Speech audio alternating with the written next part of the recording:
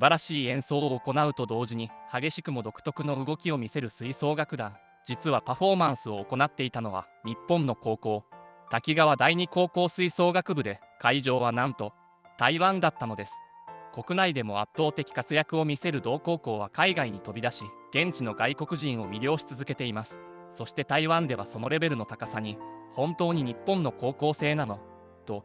熱狂の中で疑問の声が上がるほどでした。今回の動画では実際の映像も合わせながら、当時の滝川第二高校の活躍について紹介していきます。滝川第二高校吹奏楽部が参加したのは、台湾の嘉義市国際歓楽高市というイベントです。これは台湾嘉義市で毎年12月中旬から年末にかけて開催される国内最大級の吹奏楽イベントとなっています。1993年に地元の5校による音楽祭として始まり、1997年からは世界各国からの参加団体を迎えるようになりました。毎年100を超える団体が参加し、観客動員数は25万人を超える規模に成長しています。このフェスティバルは、嘉義市が台湾の吹奏楽のと称されるゆえんにもなっているようです。フランス語で情熱を意味するラデュールの愛称で知られる滝川第二高等学校吹奏楽部は1984年の学校創立と同時に設立され、兵庫県神戸市西区に所在しています。全日本マーチングコンテストでは17回の出場歴を誇り、金賞を複数回受賞。関西吹奏楽コンクールでは8年連続で金賞を獲得しています。各年で海外演奏旅行を行い、イタリアのジュリアノーバ国際バンドフェスティバルでは総合優勝や大統領賞など数々の賞を受賞しており、国際的な舞台でも活躍しているのです。そんな同高校は2023年12月、台湾で開催された第31回嘉義市国際歓楽高市に登場。圧巻のパフォーマンスを披露しました。スプリングレディバードや